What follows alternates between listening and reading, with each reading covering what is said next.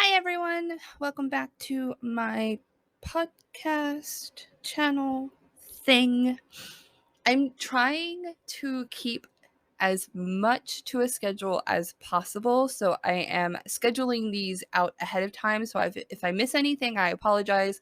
So if you guys send me voice messages here on Anchor or leave me comments or whatever, I apologize that I might miss those. I just released the article schedule, and I want to make sure that you guys understand that the Twitter schedule that I posted is not the podcasting schedule. The podcasting schedule is vastly different from the schedule that I posted on Twitter, just so you guys know, because articles are typically made first, then the podcast. That way I have something to work off, and there is some form of script-ish type deal that has already been written out and worked on and is finished per se, and I'm not just plucking information from the top of my head because I suck at doing that. So welcome back to my channel. I'm Lulu, your host. You're listening to Utter Randomness podcast, and this is a Midnight Binge with Motherland Season 1. Witches are real.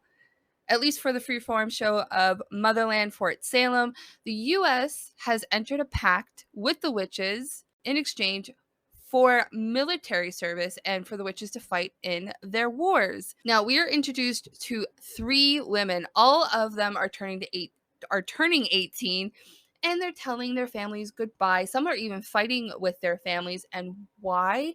They are witches. And on their 18th birthday, they are mandated to enlist into the U.S. Army, and these 3 characters are Raelle Collier, Tally Craven, and Abigail Bellwether. And they couldn't be more different, but now they are forced to work together as a unit, as a team, and they have to get through basic training at Fort Salem.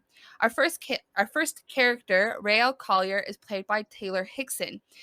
Raelle lives in something called the Session, which is a massive Native American reservation bordering the Mississippi. She lives there with her human father, and this is important, so keep in mind that Raelle has a human father. Raelle's mother, Willa, married a human, which for a witch is a huge no. And Willa suffered for this. She was constantly deployed and her pension was affected. Now, unfortunately, Willa died a year before her 18th birthday. So when Raelle joined the military, she believed that the military worked her mother to death, that they had some sort of hand in her death. Our second character is Tally. Played by Jessica Sutton, Tally is very vibrant and often far too excited for everything. Creator Elliot Lawrence describes Tally as a walking exclamation point. And if you've watched Fort Salem, this is a very, very accurate description. Similar to Raelle, Tally has actually odd circumstances in regard to her enlistment. Her family was actually granted a dispensation. Now remember, these girls are conscripted. They are mandatory. It's mandatory for them to join the military. Otherwise, they're actually hunted down and they go to jail or something else worse happens to them. Like, this is a mandated thing unless they get a dispensation, which means that Tally wasn't obligated to enlist because of her familial circumstances. Her mother has already lost 5 of her sisters to the military. And they believe that her family's matrilineal line, which means that in the world of Motherland, Fort Salem, the mother's line is more important than the father's line, because this is where the witch's genetic code, I guess you can say, lives. Now, this is not saying that a boy or a man cannot be a witch, which you find out later that men have their own academy to go to. But yes, the matrilineal line has to be protected. And in Tally's case, she's probably one of the last living females in her family. The dispensation granted that several generations of Tally's family weren't mandated to enlist. However, Tally wanted nothing to do with this dispensation. She wanted to do something meaningful, and she joined nonetheless, and regardless of her mother's pleas. Now, Abigail Bellwether, played by Ashley Nicole Williams, comes from an incredible long line of powerful witches. The Bellwethers, like, they are pretty much founders of sorts. Abigail is not unaffected by the pressures of being a bellwether. Her name demands respect. And serving in the military in the leadership capacity, she takes everything seriously, sometimes a little bit too seriously, which is such a big gap between her teammates, Tally and Raelle. Now, she constantly is butting heads with her team members, and she butts head more specifically with Raelle because of how they grew up. And Abigail, unfortunately, has a stick up her butt. She's very, very serious. She understands her line, and not to mention her mother rides her unnecessarily. The big main protagonist, or antagonist, not protagonist, antagonist, are a collective of witches called the Spree. They were formed sometime in the 90s, and they are a radical terrorist group that is against the conscription of witches. Some of them are actually formed of women and men who disappeared after being conscripted. They attack both civilians and witches alike on a global scale to end what they call the slavery of witches.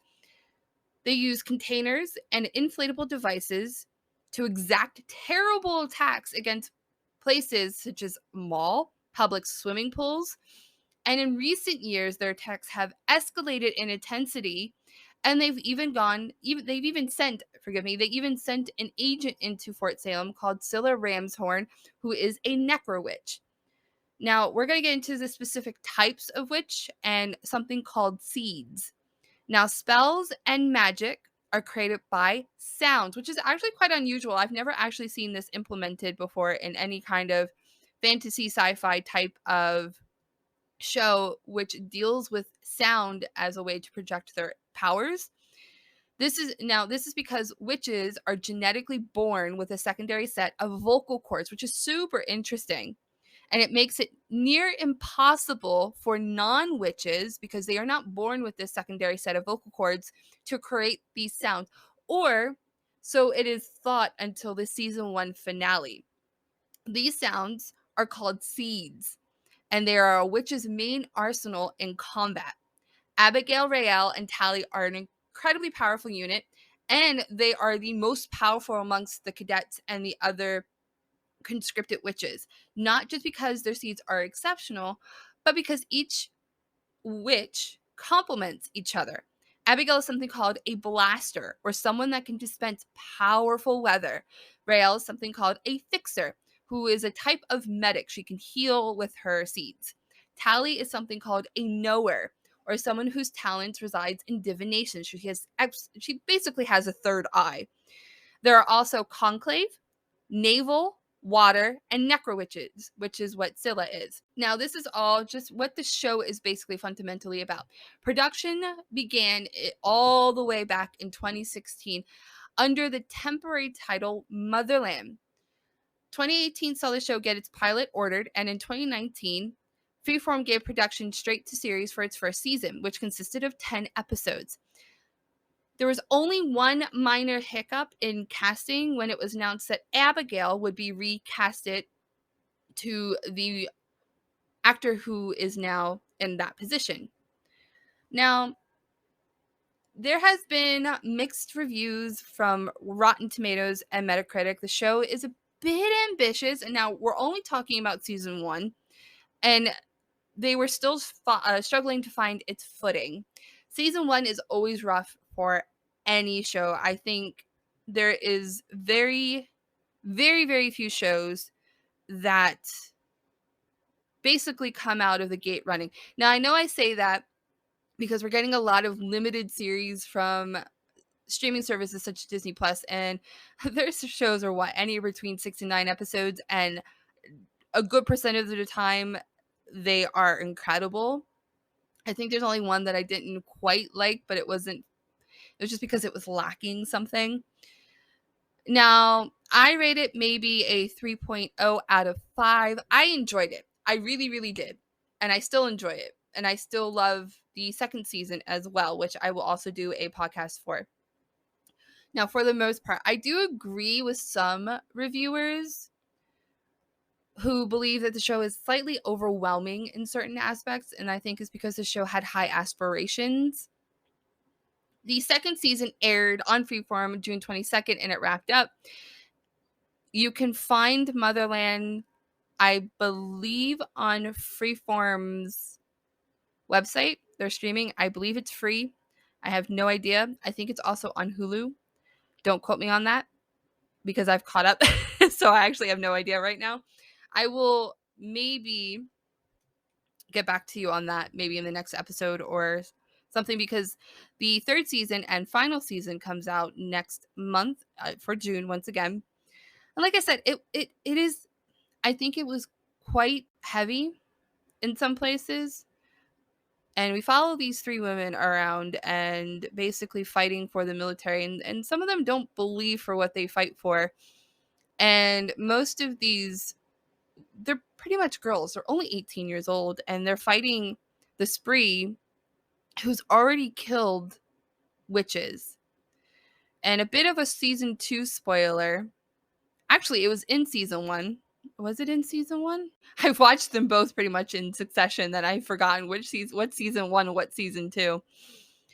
But a little bit in season 2, I know for sure this is in season 2, we find a new sort of antagonist who seems so much stronger than the spree. And then because of this antagonist, Fort Salem and the military actually end up trying to work with the spree in order, because this antagonist actually just wants to wipe out witches in general. They have no care for it. They just want to get rid of them and everything. And because of the diluted lines, because, like, for example, Willa married a human, Rael's father. And in season 2, you find out how these women are paired up. Basically, they're paired up for power and for future soldiers with no care of how these women will be raised. Sort of like the bellwethers. There's little care about how these women are raised as long as it's a powerful female. All of their care is in women. And it's quite interesting because not many shows have that. And I think I think Freeform did a good job with it. And I just kind of wish it got maybe another extra season or so. I don't think the story is over. I don't think they are going to give enough episodes for a season 3. Maybe they'll do something like what Smallville did and some other late 90s, early 20,000 or 20,000 2000 shows did, where they did comics for some of their seasons. Maybe they'll do that, or maybe they'll release minisodes, or maybe they'll release short stories or something, because I don't think these stories are over, honestly, but we will see. Next month, like I said, is their last and final season for season 3, unless it gets picked up somewhere else, which I would be super excited. But it sounds like this is it. I think they're going to give some kind of closure or open-ended for season 3. We'll see. I'm excited for it. I hope you guys are excited for it too. Some news. I am opening a website soon. I know I mentioned this before, so I hope you guys support that. You guys can continue supporting either by simply listening, reading my articles, which are on WordPress, which though you will be finding a new home soon on the website. You can support this blog by considering buying me a coffee on Buy Me a Coffee, Patreon. I am on Ko-Fi now. You can also become a supporter here on Anchor. Follow me on Twitter, because I am on Twitter. I'm on TikTok. I'm on Instagram. And I will talk to you guys later. Bye.